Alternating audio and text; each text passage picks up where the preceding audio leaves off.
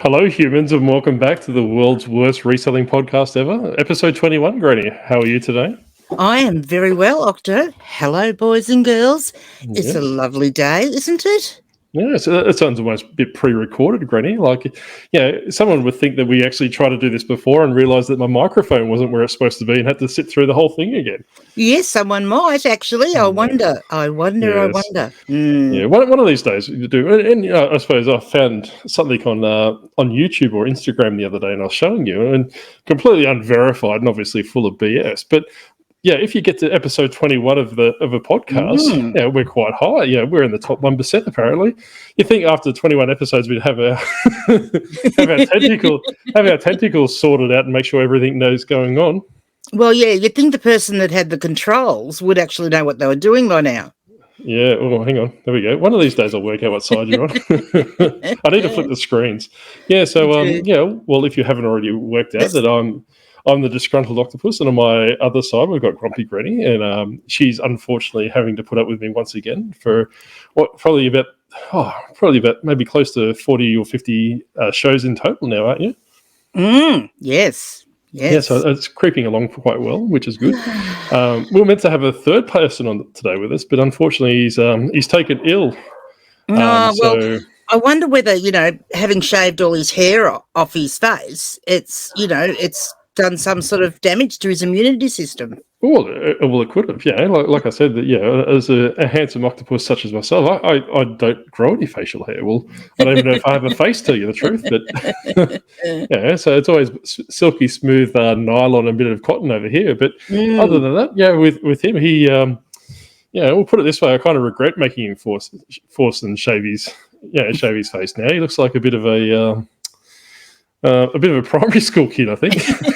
It's de-aged him about 15 or 20 years, and he's only 24 to start with. It has, yes. He's certainly got a baby face under all that facial hair. That's I know. For sure. Yeah, so we're just going to say he's sick. Not that we've banned him and not letting him back in, into public until he grows his facial hair back. So, and if you're wondering who we're talking about our little friend Blakey from Life of a Reseller. Yeah, so he occasionally comes on and plots to knock Granny off her perch and take her spot because he's a bit obsessed, to say the least. But no, he's good. But before we get too far into the episode, Granny, we need to tell the public that we've actually sold out. We've actually been approached by a sponsor of sorts. Well, I'm just waiting to hear who it is because I have no idea. Well, you're not supposed to say that yet, but we're going to watch the shorts now. So what I'll do is I'll put my little tentacles up in the air so I know where to insert it here. But what will happen now? We'll actually enter it now. Men's health. It's an important thing. That's why this November I've decided to go all out and just shave off all my hair, my mustache, everything, which was a staple. And I have gone ahead and started a fundraiser through November to be able to raise money for men's health. So far, in less than a week, we've been able to do well over $300. I'm very grateful for everyone that has supported. But if you would like to support me and men all around the world and their health, feel free to please leave a donation of any amount. It will really go a long way. And thank you to Octo and Granny for letting me put this in their podcast. It's much appreciated, guys. All right, Granny. All right, Granny. Tell me what you thought of the sponsor. I've got no idea. Well, I can't say anything. You don't need to. Well, you need to talk them up because, unfortunately, the octopus, and as we'll talk a little bit later, is the octopus is not very good at negotiating. So right. the sponsor hasn't agreed to pay us until we see a bit of a. They want to see a return on investment from this episode, right? So, right. Oh, they want their money first before. That's right. They want their pound of flesh first before we get our donut. So what I've basically said to them to sweeten the deal, right, is that you're going to talk them up. So can you talk them up for them to come back next week? Well, I'd just like to thank our sponsors. They're just so wonderful, aren't they, boys and girls? It's really nice of them to give us a sponsorship, even though I have no idea of what that sponsor is or who it is. Who knows? But yes, it's wonderful. Well, you're not going to sell them like that. You need to get really into there and tell them how you're going to use the product personally. Oh, okay. Well, I'm going to start using the product right today. Well, as soon as I find out what it is, I will. All right. Well, hopefully they'll come back next week. But thank you again for sponsoring us, and we'll, hopefully arrange a monetary value to our sponsorship deal in the future. But having said that, we haven't sold out, and I'm just pulling Granny's leg, so she just did a dribble session for nothing. Good on but you. anyway, what we're going to talk about today is that. So we got a little bit of a bit of a topic going on over this week and next week. As I say that now, unless obviously someone else gets thrown in jail or promised to get thrown in jail. So we're going to talk about the good and the bad of reselling. So what we've actually a kind of a bit of experiences that Granny and myself have come across. So.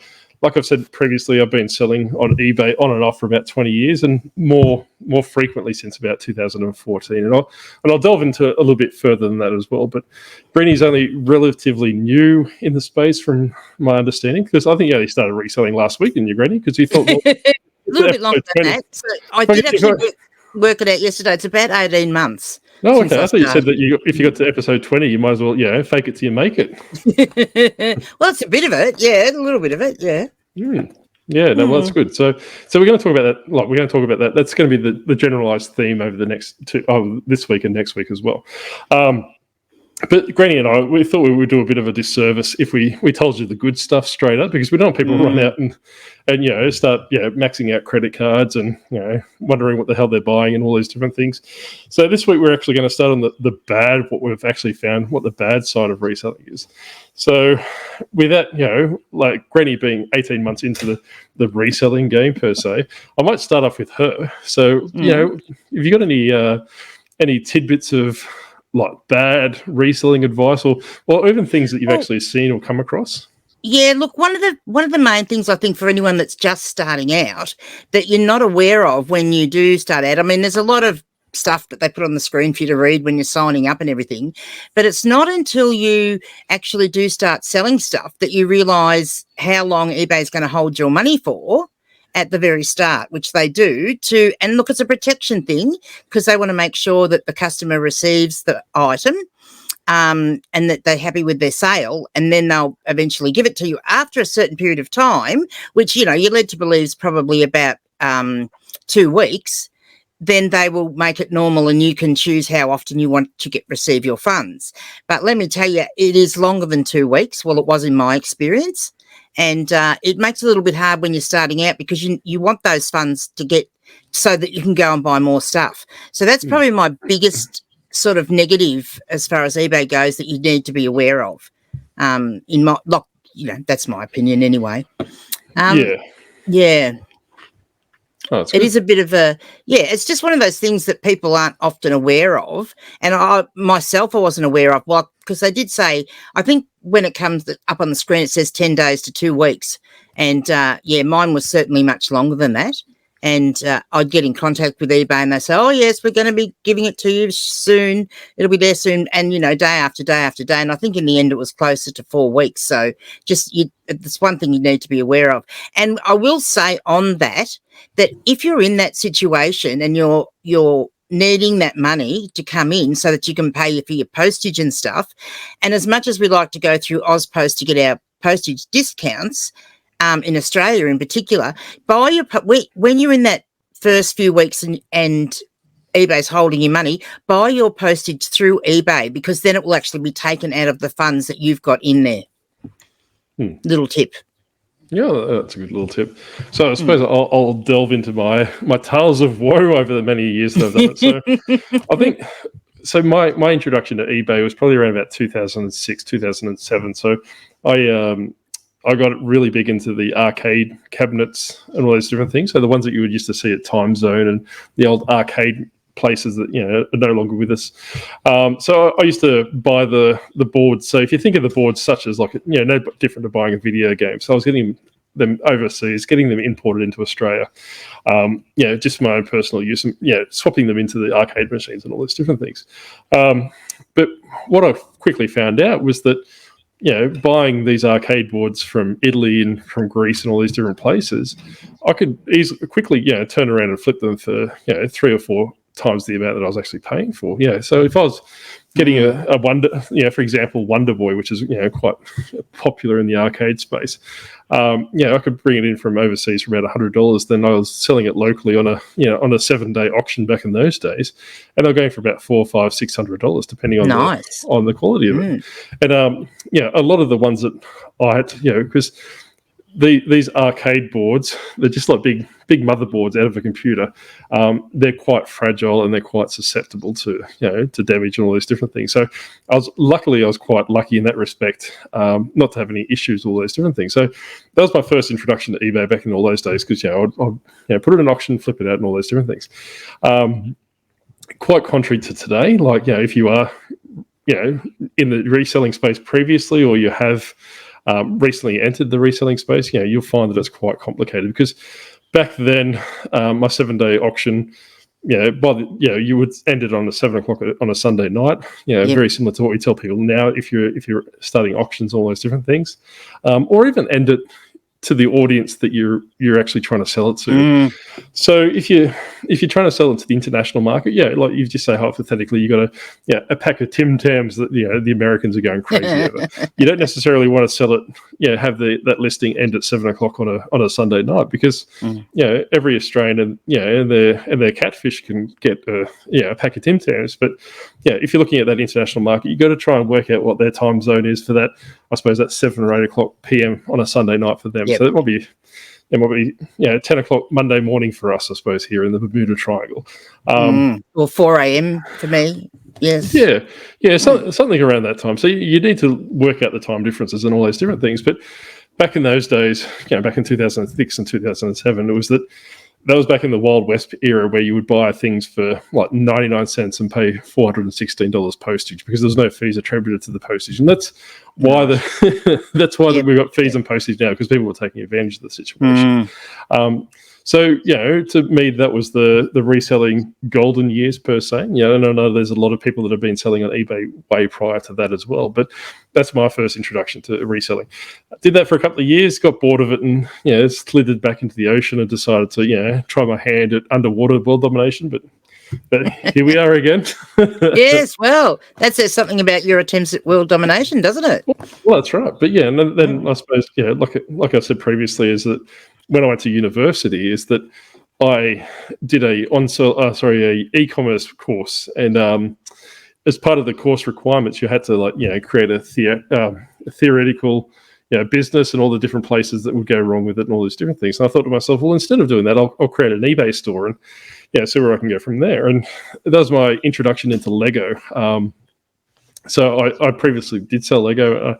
I previously loved selling Lego. Lego was my highlight of those years. It was back in those days.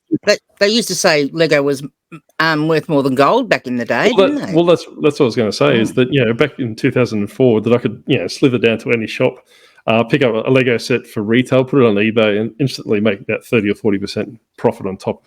Obviously, like I said, and you had almost like big online forums dedicated to Lego and all these different things. So you had almost like a little niche market on the internet where you could start researching, and all these different things that you would take into consideration about retirement dates, and the Lego sets would not be sold anymore, so they would theoretically retire, and the price would almost shot up 2 times overnight, kind of thing. All these different things. So it was quite good in that respect. But that's back in 2014 though. But what I want to get into is the bad side of that, right? So I suppose from my perspective is that I didn't really research when I entered the Lego market, right? So I was incredibly lucky that I was able to fall into that market per se. But what I found was that a lot of people that were in my group were seeing what I was doing. And, like I said, back then it was quite profitable, and, I had a lot of spare time because I was studying full time. But they were doing the same thing, but they were maxing out credit cards, and they were doing everything, getting negative feedback for not shipping and all these different things. These are the things that they didn't take into consideration, because they just seen that, that I was, selling a quantity of Lego. And they thought they could mimic the situation. They never really grasped the concepts. So I suppose that what I want to take in consideration is that you just can't read about something on the internet, or you can't just read something on an online forum and say, okay, for example, what's going around now is corningware, like kitchenware and all these different things. Is that, check your cupboards for kitchenware, because they could be tens of thousands of dollars. Well, in actual fact, Octo, I read yesterday, I was doing a little bit of research myself yesterday, and if someone goes on to Google and searches up what are the things that are trending, what are the best used items to sell on eBay right now, as in November 2023, that's exactly what it will tell you to look for, is the kitchen items and appliances. That's exactly what came up. And this is what I'm saying, is that I think, the lack of research and the gullibility, and it's not so much it's a bad thing, but it's all these places, pushing this agenda. And I kind of think to myself, where's it actually coming from? Do you sit and think to yourself, like I said previously, as I peruse YouTube, quite a bit, and pop into people's lives here and there, and say hello, all these different things, but not once have I ever come across a YouTuber saying, Corningware is going hot, sell your Corningware.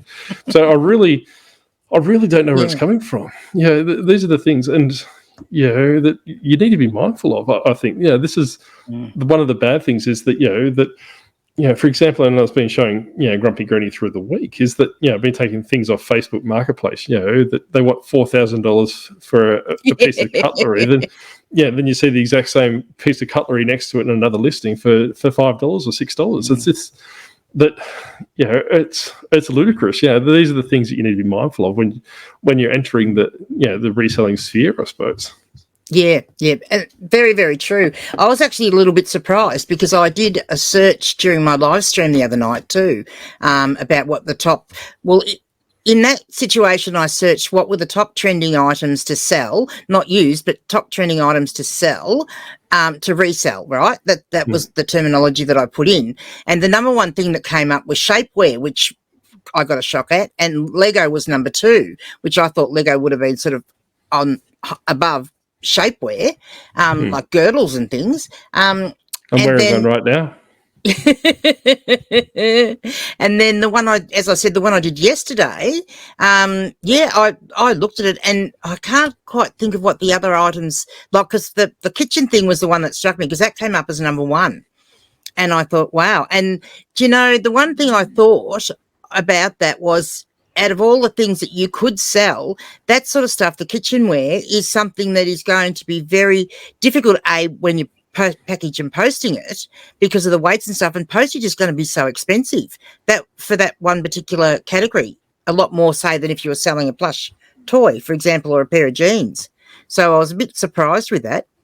And I kind of think to myself that, that obviously that, how can I put this? People are actually being taken for a ride with these things. Hypothetically, I might say, hey, look, Corningware's the fantastic. I've heard it on the news, and that, it's all over the internet, or shapewear, for example, is that, and people go out, and like we've talked about before, is that people, especially ones in a vulnerable situation, or, through, I'm not going to say laziness, but a lack of research and thorough research at that, is that they just go out and buy every bit of shapewear they can find. They'll go to Kmart, they'll go to Walmart, they'll go to all these different places and and strip the shelves of these things. But when they go to flip them on eBay, that they'll either find that the price is excruciatingly low, or they'll find that there's a seller from an overseas market that can get them. You can buy them for cents on the dollar kind of thing. That you may have bought it locally for $4.99. Then, to be competitive, you're probably looking at a very, with free postage, you're probably looking at about, $20 free post for that item to sell if you pay $5 at the very, very least.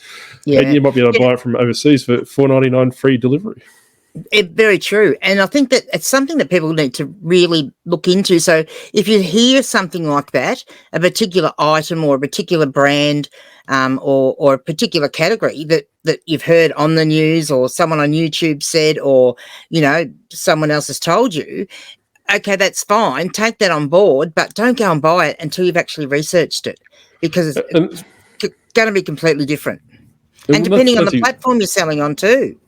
Yeah, and like I was mentioning earlier with the Lego and the PCB boards, it was that I didn't do as much research as I should have on the Lego. I just read somewhere. It wasn't a news website, but I did stumble across I suppose in a investing forum with this person, invested in Lego, for example. And like I was saying, is that once that Lego retired, it shot up 2 times the price, and it's no longer the case. So please don't go out and buy Lego. Don't tell your significant other the octopus told you to go buy every bit of Lego on the shelf, because you'll walk away probably bankrupt and probably in a lunatic asylum, because if an octopus told you to do it.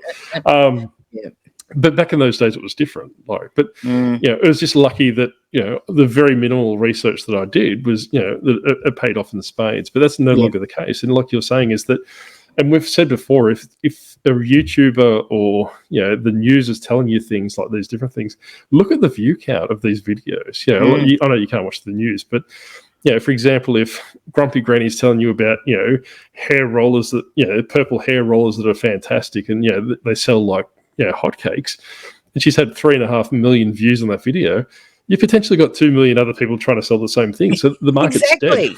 Like you need to take it with a grain of salt, that don't jump into a category because you might idolize Granny and say, hey, look, Granny's my hero, she does everything I like, I like her videos. But all these different things. There is another point to that too, Octo, and that's when the YouTuber in particular, because as you say, you don't know with the news, and possibly similar with the news, when did that story get made, or when did that video get made? Because a lot of the popular YouTubers are making their videos well in advance. They have a bit of, they're going to be maybe 2 weeks, a month, even ahead of thing. So by the time you watch it, it may be not so popular anyway. Like it may not be trending by the time you see it. Well, maybe that's what we should start doing, is filming in advance instead of a day in advance of release. Yes, well, Oh, yeah, I like it because it keeps us current, I think. Well, that's right. That's exactly right. And unscripted, like we normally are, because everyone just thinks that we're just very professional at being unscripted. But no, let me tell you that it's unscripted. But you're 100% right. And I think that, and to go further again, is that YouTuber mightn't necessarily be the first person that's come across this miracle bolo per se. That, like you said, it might be recycled information that they've seen off a lesser channel. So, and this is, like we said before, 100 times before, people will probably chase us with pitchforks and say we're talking about someone in particular. This is not based at anyone, so please don't get your knickers in a knot. But these are the things you need to take into consideration before, watching Granny or watching myself even. Like, if we're talking about Lego, for example, we're talking about hair rollers, or we're talking about books, or we're talking about plush toys and all these different things that we sell ourselves, we're not to the point where we get millions and millions of views, right? But however, we do get some people that watch us. Then if you work off the rule of a tentacle, that maybe 1 in 10 people take action on what we tell people, like, that could be potentially 400-500 people, on a YouTube video bigger than us. They could be potentially looking for Lego sets, so they could be looking for hair rollers and all these different things. I put it this way, that I don't believe that if I was to talk about a bowler that I sold myself, it would probably, you've got to the point where I sold out. It was basically making what sold videos and bolo videos and all these different things, is that I wouldn't be telling you things that I'm currently trying to source myself. It'll be things that I've moved on from. So, these are the things you need to take into consideration when watching other people. Like, video games are always going to be hot. Funko Pop's not so hot. But these are the different things that you need to take into consideration. Research the market. You might buy something now and it flies off the shelf. It's because it's Christmas time. We're in Q4, that, the sales might be exponentially, quicker than they are now. So if you're buying Christmas decorations, yes, they sell all year round, but they're not going to sell as fast in March that they probably will sell now. So, don't go watch a bolo video in March next year about Christmas decorations and how fantastic they are, and go out and buy all the Christmas decorations that was released in September or October. So, you need to be mindful of what date the video is. The timing, yes, the timing. That's right. The timing, and also how many people are actually viewed that video. Because the octopus takes a very strong stance of this, and I say it all the time, Granny, is that I believe that humans are inherently lazy, right? Probably not going to win me any friends, but hey, but the thing is, the fact of the matter is that if 1,000 people watch that video, there are going to be some humans that don't take it for entertainment purpose. They'll actually go out and try and replicate it. So I'm not saying that there'd be, just say a rule of thumb, it might be 1 in 10, right? So there's potentially 100 people for every 1,000 views. that are trying to go out and go to Walmart and look for specific Funko Pops or all these different things. So, but the market can only hold so much sales, I suppose. Yeah. Correct. And look, and that information can come from so many different places. Like we've seen it personally inside groups where someone will be talking about, I've had a really good week of sales and I sold this particular brand of hat.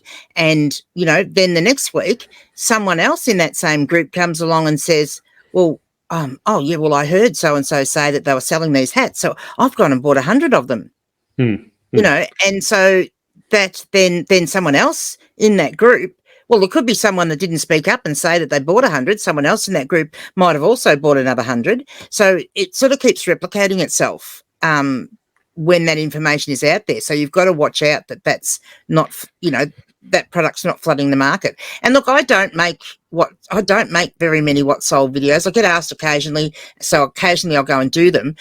What I am doing at the moment is I'm doing a little daily series at the moment.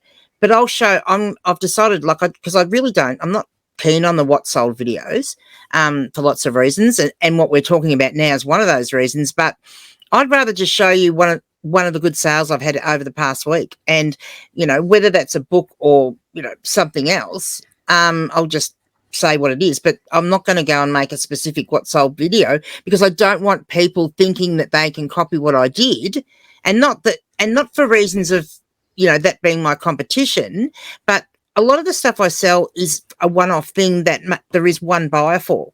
So it's not like if I say, I've got this really good book by Marjorie Sharp, that was written in 1926 and it's a first edition, blah, blah, blah, blah, and I sold it for whatever. I may have had that book for, 6 or 7 months sitting there and I had to wait for the buyer to come along. So just because I've said that and I sold it for $98 doesn't mean that you're going to still be able to find the same buyer. Well, that's something that I was going to follow up if you didn't touch on it, is that you're 100% correct, is the market may only be able to support 2 listings or 3 listings before it's satisfied, I suppose, for lack of a better term, is that you want it to, like Granny is saying, is that you want to take, and this is nothing against what's sold videos, because I do quite enjoy watching them, and they're good places to learn new niches. Like, like I might go, well, that book sold, but what else is in that trilogy or whatever else is in that? Because you may have sold the trilogy not knowing that one specific book would have doubled your price. So someone could have potentially made a killing because you've sold 3 books for $49.99, where one of those books goes for $600, $700. So it's good to look at those from those perspectives and learn from all those different elements of a what sold thing. But don't, like Granny was saying, don't mimic the person delivering that video, because you got to kind of think to yourself, why are they doing this video in the first place? Like, is it just a genuine, like Granny say, hey, look, I really enjoyed this sale, or this is, my excitement of the week, I did all these different things. Are they looking at it from a YouTube perspective? Are they looking at, say, hey, look, YouTube might tell you, like, what sold videos are the ones that, hit the algorithm and, people watch those just for background noise and all these different things. But, you really need to take away what that particular person's aiming to do. And likewise that, we're talking about news websites before, and Google and all these different things. Is that what do they get out of it? They're obviously, like, for advertising. They're bringing in Corningware and all these different things. But I go back to my original point: is that, and please, by all means, put it in the comments if you can work it out yourself. But what do they? Where do they get this information from? I'd like to know. Because the Corningware the thing is that especially when it comes to news stories, they may have come across one anomaly in a bulk of sales that just may be that one rare thing, and all of a sudden it's Corningware in general rather than that one specific, thing that someone's bought. And look, sorry, I was just going to say too, because I've actually said this twice today already, in different places. It's about our sponsor. Yes. So to my mind, there are 2 different types of YouTube resellers, right? So you've got your YouTubers that do reselling, that actually are resellers, and they do it to make a living, or to have a really good side hustle, right? They're actually wanting to make money off it, and they share the information that they've gained on that just for the hell of it. They enjoy it, like I do. I love getting on YouTube and doing all that sort of stuff. And then there's a second category of YouTube reseller, and they actually do buy those items and sell them purely to make content. And so you've got to look at that before you make a decision on whether what they're telling you is a good seller, whether that is a good seller. That's right. And, and like Granny was saying before, we've come across in groups, and people have reached out to us personally, is that they're saying that they've followed YouTube people before, and they've followed this specific YouTuber or this person that they've admired for a long time and all these different things, and bought those products. Like I think it was paper plates from memory, where they went and bought these paper plates because this particular YouTuber was buying them and selling them, all those different things, only to find that they weren't making any money at all. They're actually losing money. So this is something you need to be very mindful of, right? So this is like going back to, I know I dribbled a little bit earlier in the episode, but the bad of the reselling is that a lot of people jump into this, I suppose, and I was watching an episode with Flipping Out Easy and Josh Galt yesterday, or whatever pronounce his last name. They're talking about, Josh Galt was talking about entrepreneurs, and that's how he referred to as resellers as majority. That I suppose if I was to sit on that podcast, I'd actually question that thought. I actually, probably lump a lot of people into romanticizing about reselling opposed to being entrepreneurs, because, the ones that, and this is not for everyone, and I'm probably going to piss off a lot of people with this, is that what they do is that they see things on YouTube, or they, read things in newsletters and newspapers and Google and all these different things about, Corningware and all these different things. And, they watch Grumpy Granny and see that she's sold her paper plates for, $19.99, all these different things. But they don't show the initiative themselves. They just go and replicate that.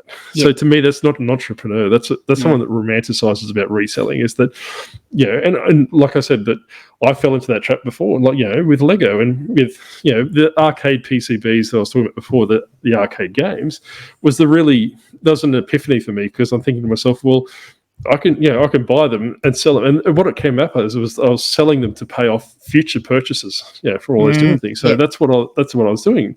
So, you could probably argue that that's a little bit entrepreneurial in that, Josh Galt sense. But, when I moved into Lego, I just read it like a one-page forum post how this person was, investing in Lego. And I got into the Octomobile and drove down to Toys R Us whilst it was still open and bought a whole bunch of Lego without doing any research. And like I said, it was only out of pure luck that, that it worked out really well. And by all means, that past that, I did start researching it a lot more, and became quite apt at it, and do all these different things. But it's not so much that you watch Grumpy Granny every week, work out what she sold, then you just go to the thrift store or the op shop and try and replicate that. Or she's looking for paper plates, so I'll just look for paper plates this week. Or next week she's looking for spoons. Yeah. And look, we have personally experienced as someone that actually did do that. They were watching a popular YouTuber and followed that person's model pretty much to the T. Every video that person put up on YouTube, they wrote down what paper plates they were buying, and what they were selling and how she was selling them, and ended up after 12 months realised that they hadn't made any money.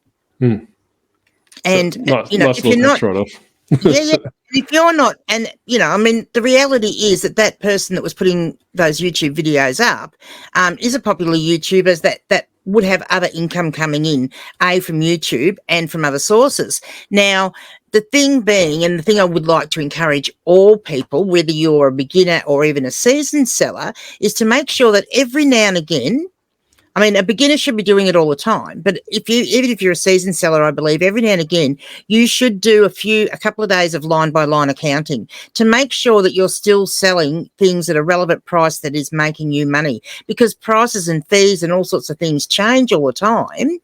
And if you're not, and as you say, even with the promoted listings, if you keep changing the amount you're spending on promoted listings on eBay, for example, you might have thought, before, when you were only doing a 5% promoted listing, well, now you're doing an 8%.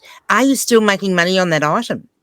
And if you don't check, and if you don't do a line by line, and by line I mean you actually have a spreadsheet where you add up, the total revenue from that product, how much the person paid for it, how much the postage was, then take away all your costs. So everything, your cost of goods, your postage, your packaging supplies, everything, take all that out, are you still making enough money? Yeah, and I'll finish my rant.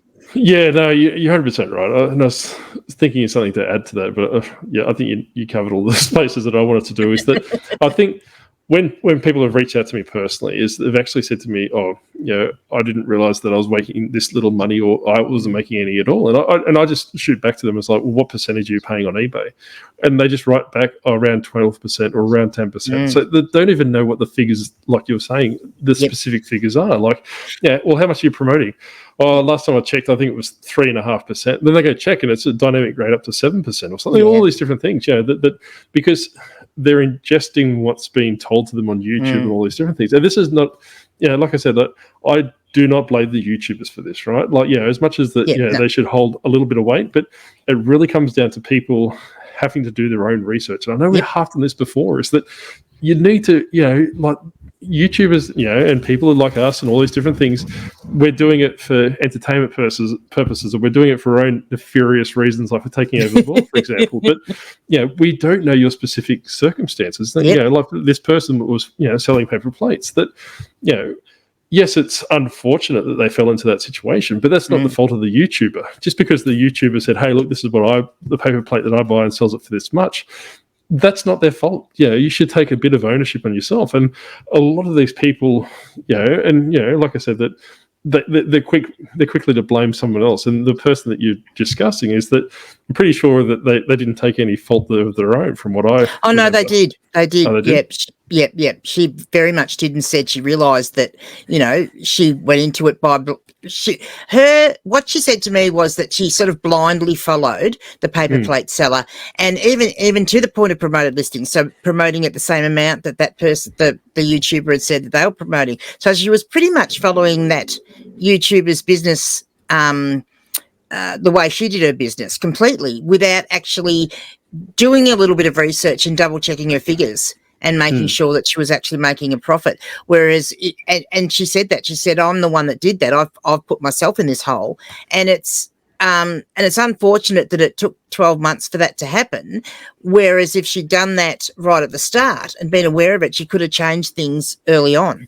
Well, that's right. And this is the things that it's just, I suppose, a cross section of, the population that come in on the back of, reading these articles or watching YouTubers and ingesting all these different things, is that they're coming across without the proper business knowledge or the proper business acumen and all these different things. And as much as we bag the daily refinement group and all these different things that we did that we didn't do, we allegedly did. We allegedly bagged them. Tech and sports and all these different things. This is a little bit of contrast, and I'm going to caveat this with different things. If you're new to reselling, you probably need to get into somewhere that either has like a business background basics. Like I said, for either through a paid membership group such as tech and sports stuff. I'm not going to recommend any because we haven't been into it, but you probably need to do that, or go locally to a TAFE or to a community college and all those different things. Have the fundamentals of business, because if you're only, you're existing off watching YouTubers that, you might watch the paper plate person, then all of a sudden you move on to someone that's, in Goodwill pointing at pots and pans, telling you that these are going to get you $48 and plus shipping, all those different things. Is that, Look, honestly, so many local community groups, community houses, even in the small country towns, you just need to look around and find one of those near you, and there's lots of them. You will find, your local, within your local shire or your local suburb, there will be like a community house or a community group, and they will be running courses for adults, and they'll be short courses in all sorts of different things. And one of the things that will often come up are these business type courses, and you don't have to do a big, go to university thing, but go along and find out enough information so that when you do start your reselling journey, or if you are at the start of your reselling journey, you know what sort of records to keep. Maybe it's as simple as you make sure you go and see your accountant, or go and see an accountant, have a free consultation with an accountant, or pay for one consultation with an accountant, and ask them and say, like, this is the business I'm going to do. Can you please tell me what sort of records I need to keep? Yeah, and I'd probably caveat that as well. Find an accountant that knows the reselling space. There's no use going to and when I was in defence previously, we had the same issues, right? So people would just go to an accountant that didn't specialise in defence. So people were being strung over a barrel for things that they weren't supposed to pay tax-wise. So if you are going to look in, research an accountant, then by all means go through the different Facebook groups or go through your reselling, friends and colleagues that if they can recommend an accountant or what they call it in America IPA or I'm not too sure, I can't remember what it is. Whatever they call whatever they call it over there as well. But go through those channels and work out what you need. Like almost front load your business. There's nothing to stop you going out and buying all these different things, but work out what your plans are, even goal settings. That's something that I didn't do in back when I first started at any time. Like, I didn't have a plan that other than buy this, sell that and roll in the money. And I can tell you right now that you don't see big posters of the octopus everywhere. That I didn't get enough money to do the world domination thing. Like Granny was saying earlier, is that back then Lego. This is just before the Lego gold boom, but. It was basically seen as a viable, investment where you're supposed to get, 3 or 4 or 5 times your money. But the fact of the matter is that it always becomes like a drug. Once you sell something, you have to go buy it and all these different things. And you get to the point where you've got more stock or you haven't got it listed. And this is where the death pile comes in, is that you're like, well, I've got all my money pile's over there. I'll just, whenever I need to sell something, I'll put it in. And a lot of people have this mentality, is that I'll put it in the death pile. Then when I need some money, I'll list it and sell it like that. Things don't take that long. They don't sell that quick. Sorry. Like watching an episode from Chris Furlong a couple of weeks back, he talks about the average cycle for things to sell. Like some things are 45 to 90 days at the very least. Like you don't really want to be sitting on $500 or $1,000 or $2,000 of stock where there's an emergency that pops up. And like I said, I've fallen into this trap. And this is from my personal experience, is that something pops up that you need the money quick. It's not as if you can just like go take a bunch of Lego boxes to the bank and take your mortgage or all these different things. So these are the things. I mean, the bank's also not going to take on board that you've got. If you're doing, say, cookbooks, for example, they're not going to accept that you've got 200 used cookbooks sitting in your room as collateral, are they?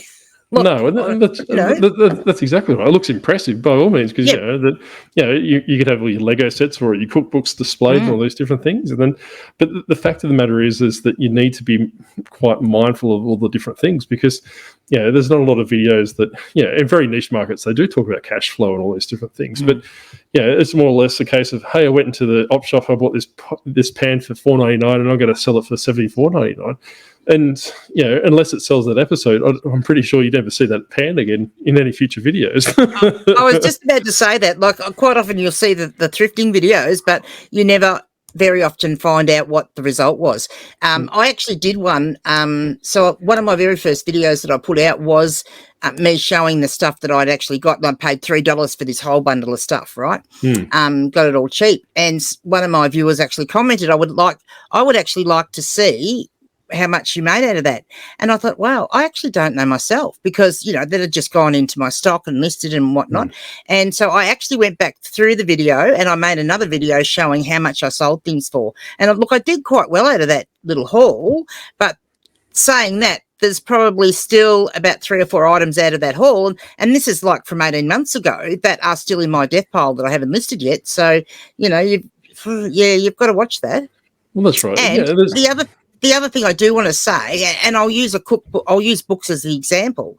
Now, you could buy cookbooks that are current and that have a quick turnover, but they will also very likely, they might sell very quickly, but they're ones that you probably won't make a lot of money on. The other sort of book are the type of books that I generally sell that could take, look, sometimes I sell a book on the same day that I list it. Other times, my books will sit there for 263 days or 165 days. They sit there for a long time waiting for that specific buyer to find them. Yeah. And I think that's something, if I had to start again from my reselling journey, was that, I applaud people that operate solely out of their garage and all these different things, because I've got a couple of storage sheds where I've got a lot of Funko products, for example, that I've got in a big bulk deal, and don't worry, they've already paid themselves off through the few that I've sold. But it's getting to the point where that it's taking up space in my storage shed. So I need to move that on. So when I got to my storage shed, it's not where I am at the moment. I ship from a different location because I've got a couple of minions that ship for me. Hi, Mum and Dad. So when I go up to visit them next, is I'm going to have to turn those Funko Pops into like a Facebook Marketplace bulk sale myself. Where I think I paid like $1 each for them or something along those lines. That I'll probably flush them out for 50 cents just to make sure that they're gone in that short amount of space before I can get rid of them, because I bought them probably a year and a half ago, closer to 2 years ago, and they're still there. Like, all the good ones have gone. And like we're saying is that, you do see some Funko channels that they're like, well, this is fantastic. This is the Funko Pop of Grumpy Granny, and look at all these different details and all these different things. But when it comes down to it, it's not worth anything. The hype might have worn over. And it's something what you're saying about your cookbooks is that seasonality comes into it, or is something like in a previous author that I've come across a couple of his cookbooks is that got a bit of strife in the news about underpaying his workers, and public enemy number one. So that his cookbooks were probably going for $20 or $30 previously, now probably worth 50 cents. You can't give them away. So these are the things that and I know Pure Hustle podcast. I don't like name dropping, but these are I'm going to give due where dues needed, but. They're talking about, with the death pile is that it never goes up. You'll never get to the point where a death pile will increase in value unless you've got, a complete, oddity in there, that all these different things. But, you basically got inflation. You've got all these different things you need to take into consideration. Where you buy something for $5 now, and can sell it for $5 now, might be, 12 months at a time. That $5 might be the equivalent of $8 or something along the lines of that, because of the cost of spending power. Don't have it sitting around, or just don't buy things for the sake of buying things, because it's not so bad now, and I think people have turned off a little bit with it, but a lot of the YouTubers for a while there, they're saying, hey, look, you need to list 30 items a day, you need to list 20 items a day, you need to list all these different things a day. I can tell you right now, one of my stores, and I've said it numerous times, it's a replenishable store. I'd probably jump in once a week, flick the figures around when something comes in, and that's it. That's all I do. I just post orders out. So I'm not constantly listing 30 orders a day, and that's actually outperforming my Octopus. My sell-through rate's on 6 or 7% on that store, and my Octopus is probably about 2 or 3%. That's by virtue of the crap that I've got. And I've fallen into the same situation, right? That where I watch YouTubers that I admire, or come across something so obscure, I'm thinking, oh, jeans, that sounds fantastic. I'll start selling jeans. But that not taking into consideration this, sizes of jeans, I found these True Religion jeans in the thrift store for $4 or $5, but they're that tiny, or they're that large that the general population aren't after that. So you're the person for that might be 1 in 1,000 people will be looking for that specific sizing. So these are the things that you need to take into consideration, and these are the things that I've fallen to myself lately as well, is that where that people are forcing down your throat, where the algorithm's telling you to do this, and the algorithm's telling you to do this. These people have no idea what the algorithm is. They don't work for eBay, and quite possibly that if they knocked on that door to eBay would be like, who the hell are you? So these people are the ones telling you that the algorithm, and not always, I'm not telling you that they tell you they know everything back to front, but these are the ones that are telling you need to list X amount a day, or list X amount of dollars a day, and all these different things. And it's kind of, and like I said, it comes back to taking some ownership yourself, is that you need to take into consideration and say, well, how plausible is this information? Like, is this something something that's true? Like Granny says all the time, is that do little experiments in your store. Like, work out, if I list 10 items a day for $10, what's my sell-through rate? Or do I not list anything for a week and list for 3 or 4 days and see, or end and sell similar, all these different things. So there's one thing going on at the moment where people are ending their store. So and you just try all these different things. It's up to you to decide for yourself. Look at do a bit of research and delve into it. Don't just listen to one YouTuber and decide, well, I'm going to do that, and then find out that it's not going to work for you. Look, on the listing every day thing, the one thing I will say is that especially when you're a beginner and you start out, to my mind, it is a good thing to try and list, and I'm not going to say an amount, but some items every day. And that's purely, it's not because of the algorithm, and it's not because that's what that wants. It is purely to get yourself into that routine of listing the items, because you can go and buy items, and we all know that's fun, don't we, boys and girls? But if you buy the item, you need to list it. Yeah, and that's exactly right. Because what do they say? It takes about 28 days to form a habit. Yes. So you need to be mindful of those. And I suppose it's almost like going to the supermarket when you're hungry. You're going to buy things you don't necessarily need because your body's telling you what those different things. It's almost like.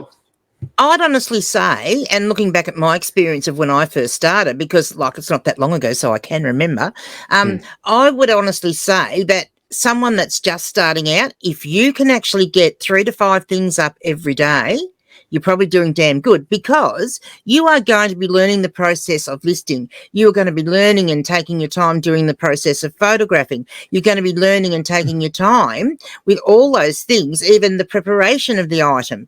Do you have to clean it? Do you have to wash it? Or everything to do with the listing. And even then you have to go and research the prices. And I know that researching the pricing and trying to work out how much you should list something for is one of the hardest things when you first start out. That could take you 2 hours on one item. So, just be mindful of that. You hear people saying, oh, put up 10 a day, put up 15 a day, put up 20 a day. Don't be stuck on that and think you're doing a bad job because you're not actually putting up that many listings a day when you first start, because it's just not possible. Yeah, to me, that's my opinion. Anyway. Yeah, and you're 100% right. And I think it's a case that, it depends what other things you got going on as well. Is that, are you a single parent? Are you working full time? Do you have a family and all these different things? And one thing that I did want to raise that I did, was scripted, I suppose, per se, is that what I fell into with, that. And this is not, a stab at Daily Refinement or Chris Lynn or, the same person, or Tech and Sports, that cycle of the listing days, because I heard that a lot before that they actually came out with it. So, but what I found was that I fell into the trap thinking, well, I need to list 20 things a day, but that was actually chewing into family time, because I was actually working full time at the time. It's that, and Mrs. Octopus was getting angry at me all the time, saying, hey, look, you're always on the computer, you're always on eBay and always doing these different things. And she wasn't seeing the return on investment on these things. It's that, because it was, like I said, it got into the point where it was a cycle. I'd sell something for, for $15 profit, then I'd have to go out and buy another 2 things to meet that $20 thing. Like, I wasn't getting to that reselling, plateau where I was putting and I was getting out all these different things and it was the expense of my family time, that I could have been harassing and annoying little children at the same time. But, but these are the things that they don't tell you, all these different things. Well and good. You need to take into consideration what you do. Like, even if it's a case of blocking out time. And I know Chris Lynn says this, have dedicated, family time, have dedicated all these different times. But, like I said, that on the flip side, they're telling you this, but on, like, it's almost like a psychological thing that's telling you, no, you need to get these listings up, because it's being reinforced by every YouTuber that you absolutely digest. And even if you're in my situation where you live on your own, that was one of the things I found. At the start, I didn't know. I thought I had to get those listings up. And so I was pretty much working from the minute I got out of bed in the morning till the minute I went to bed, falling into bed dog-tired at night, and then I couldn't go to sleep because my head was still buzzing, because I'd been doing that all day just to try and get that amount of listings up. And, even when you're on your own, it's not good. You've got to cut some time out where you've got some relaxation time, something to do, a hobby, visit a friend, sit down and watch a YouTube video, watch Grumpy Granny on YouTube. Well, that's right, But these are the things that, like I said, that I, as a fine, upstanding, handsome octopus such as myself, is that didn't take into consideration, right? And I take full responsibility for that. I'm not going to go blame Grumpy Granny because I watched her YouTube channels, or blame anyone else because I jumped to their YouTube channels. It's just something that you need to be mindful of. These things that people don't take into consideration is that they try and mimic their YouTube, stars that they like, and even with us. I get people reach out in the comments saying, "Oh, they're starstruck," and don't. I'm not taking this from an ego perspective. Is that, but if they're impressed by an octopus at 300 subs, what do they like with the bigger view count, the bigger subscriber count, and all these different things? They see these people as superstars and all these different things. I've got nearly 600 subs, so That's they might be superstars struck by me. So if you're still here, can you please click down on that subscribe button, because I can't have Grumpy Granny beating me to 1,000. By all means, go subscribe to Disgruntled Octopus. Yes. By all means, go over to Granny's channel and unsubscribe, and come across here and subscribe to my channel. Because boys and girls, the race is on. That's right. Yeah, that's exactly. Well, you do have more of a cult following than I do. You have a lot more. Yes. You have a lot more fan club than I do. But but what I'm saying is that people, I suppose that YouTube stars, to me, I suppose that they're more accessible to people, like, especially in the reselling spaces. You can put a comment in the channel, and sometimes they'll actually reply to that comment. And Grumpy Granny and I personally try and respond to every comment, but if you're watching a YouTuber with 100,000 subscribers and they respond to your comment, you're probably in cloud nine, and they probably give you a bit of an endorphin hit, and you come back the next time and watch the video, and then you start mimicking subconsciously what they're doing and what they're selling again, and you fall into that trap. And like I said, that's not a go at any of the YouTubers. That's probably just the way that you humans are programmed. I even commented to you this morning, Octo, didn't I, that I was actually quite. I thought it was quite good. I'd left a comment in one of Josh Galt's videos, and he'd responded. And that was a little bit exciting, really. Yes, but like I said, there are people that I admire. Do I fan Octopus over them? Probably not. But the thing of the matter is that, like I said, I think people are see YouTube people as more accessible, because if you're watching a movie, you can't really reach out to Al Capone, or you can't really reach out to Brendan Fraser and all these different things and say, "Oh yeah, I love you," because the likelihood of him responding to you is probably less than 0%. But as a YouTube person, you could probably leave a message on the channel, and they might interact with you some capacity, and then, like I said, that gives you that endorphin hit, and then you're almost like a fan for life, because they've responded to your comment. But like I said, that's something that you're mindful of, is that take responsibility for your own research. And that's what it really comes down to, is that we're not saying YouTubers are doing it for nefarious reasons. We're not telling you that they're doing it to make money off you and all these different things. They're doing it because that works for them, or in that capacity, it works for them. They might sell the paper plates for a 3 cents profit, but what they're making off YouTube might be like $18 for every, like I said, in comparison. So, that they get people, they draw them in with the paper plates, and they're sustaining themselves off the view count. But that's not to say that they're trying to take advantage of people. They're just working out what's. We're not saying that at all. We're not saying that at all. We're just making that point that, and it's fine. Watch them and watch us and watch everyone. And that's all great, because that's what we do too. But just be mindful of the information that you get, and then make sure you do your own research on it before you act on it. That's exactly right. There's a whole internet full of research. Got that, boys and girls? That's right. Look out. Granny will come get you. But there's a whole internet full of research, right? So it may be a case that, instead of, and we'll rewind a little bit, right? So when I first started in 2014, I didn't even know there was a reselling community on YouTube. No. Like I said, I made some friends in some community groups that were dealing with Lego and all these different things. So there's like Lego forums about potentially what sets are retiring, but this forum contained probably about 50 or 60 members. So it wasn't widespread, and this is international. It wasn't until probably 2019, 2020 I stumbled across 2 Aussie thrifters and started watching them, and I was had an epiphany, going, holy crap, I've potentially missed out on 5 years of bolos and everything else. I can go out and rush out to the thrift store.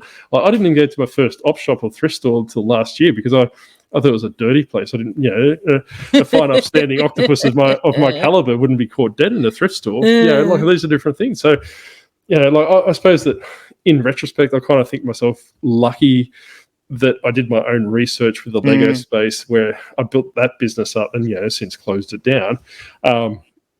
Because Lego, let you give you a hint in advance that Lego's bottomed out, in the reselling capacity, because they've increased the prices. But like I said, that 5 years, as I was sustain myself purely on my own research, and it's my fault. And this is something that I did want to raise as well, and I just remembered it, is that always be changing and always be on top of it. And I think Granny said this as well, is that you need to stay on top of your model, right? So basically with the Lego, for example, that I would sell this Lego set for $19.99 with free shipping and make probably $6 or $7 profit. And that was a replenishable item that I could get any day of the week. And I was sitting fat, dumb, and happy selling this item because, back before the quality listing reports, I probably would have been in the top 10 in Australia for Lego for that size, in comparison to to my peers. But then a new competitor came in the market, was selling it for $14.99. In the forum, we were laughing at this person, thinking, well, this is ridiculous. He's making $2 profit. He's just going to get sick of it and back off and go away. This person's now got over 18,000 feedback and controls the Lego market in Australia. Wow. So basically what I've come to the realization, probably a bit later than everyone else, is that potentially he was selling Lego at a loss. So what they call is a loss leader. So selling them very cheap with very slim profit margins, but may have had another store like an everything Bolo store that was funding the losses of the Lego store. So he's built himself up as the primary person that eBay puts forward for Lego and all these different things. So someone coming into the market now, it's very hard to break that market because he's selling his products at such a very fine profit margin. It's almost a deterrent to other people. And this is the things that, like I said, the bad of the reselling space is that the market's forever changing. There's new competition entering the market, and you don't really want to be sitting down, like I said, fat, dumb, and happy, thinking that I've done this forever and a day and it's going to work for forever and a day. Because I'll say, like in the space of 6 months, because I had, I think, 3,500 feedback at that time. And like in the space of 6 months, he eclipsed me. It was almost like 7,000 feedback. Wow. My sales dropped to the point where it's like, is it really worth doing this anymore? Kind of thing. These are the things that you need to have an epiphany. And like always, you need to reassess where you're sitting at. Don't go out and buy $20,000 of Funko Pops, only for them to be worth probably $5,000 tomorrow. These are the things you need to do research, because it's well and good. And like Grumpy Granny was saying, is that the video that you're watching might be 12 months old or 18 months old, and you're not even aware of it, because the way that YouTube punches videos through to you is that it doesn't necessarily treat you as the latest content or the different things coming out. But these are the bad things about reselling that people don't think about. So, and one other thing I'd just like to put forward too is, especially for the people that are just are thinking of getting into reselling or have just started out, is don't go and spend like other bits of your own money on stock. List enough that you start either choose an amount of money that you're going to invest in your business to start with and just stick to that. And then when something sells, you can then put that profit back into more stock. I actually started off with $17 because that was all I had at the time. And I've built what I've got now from that initial $17.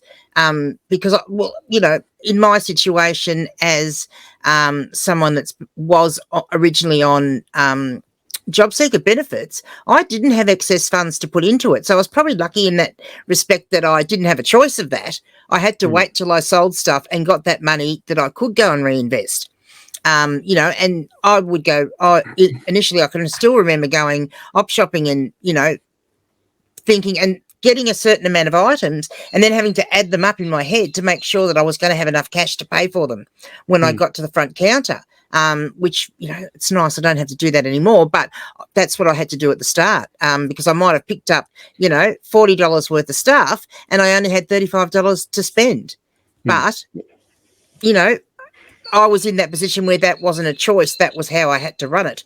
But it's been it's still been a good thing, because it meant that I the business has grown itself. Basically, and like a lot of people, like when they talk about a lot of YouTubers and a lot of other people in the space as well, as they always say, sell stuff around your house first, and agree with that to a stance. But be mindful of the fact is a lot of your stuff in your house might not be necessarily worth the money you think it is. That case in point, very quickly before we close out, is that someone selling an Xbox game, for example, that I could buy it brand new from the local box store for probably $70. They got it for $115 secondhand.